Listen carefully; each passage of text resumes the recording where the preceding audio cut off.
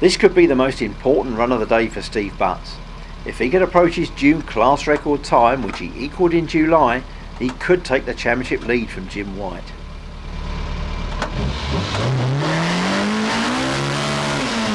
Away from the line and down the hill into hollow, Steve's hard on the power.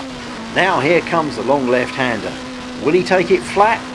There's a suggestion of a lift, but it's still too fast and Elise gets away from him. Now he's riding the fastest lawnmower in the world as the car spins all the way to Carousel. Off comes the roof and the Lotus comes to rest, fortunately without making contact with the scenery.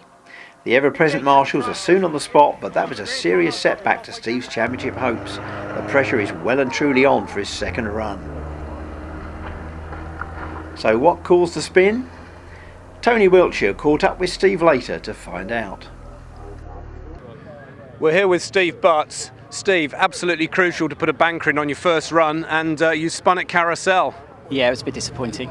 The back went light coming into the hollow corner, and I just was a passenger. And I noticed the roof came off halfway along as well, so I'm going to have to go into the next round with no roof.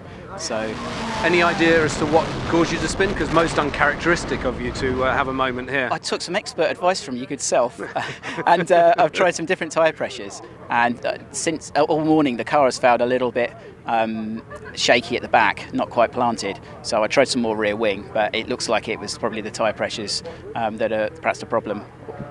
So, well, practice is for trying different ideas, but if it felt funny in practice, then you've obviously got some issues there to cure. Yeah, I did a very, very good run in practice, so I left it alone, but just ran a little bit more rear wing to help plant it down a bit, but it wasn't enough. Well, certainly your times were on the pace in practice, weren't they, for a good score? It was 300ths off my personal best, so and I haven't gone that fast for 3 years.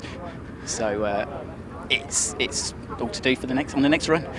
Well, the pressure's on, Steve. You're obviously going to be looking at Jim's times and seeing what sort of time Jim sets, and Andy Bascombe and Mike as well, of course. So you'll be able to gauge that and put a run in that sort of is relatively safe, one would hope. Well, I've got 0.22 seconds in the bank against Jim, and I think I'm about a second ahead of Mike. I don't know how far ahead I am of Andy, but they've got to do some blistering times to get close to myself and Jim. So I'll look at Jim's time and work out how fast I've got to go. OK, Steve, we'll contemplate that, and just remember, never listen to me. OK, I'll bear that in mind. Best of luck, Steve. Thank you. Cheers.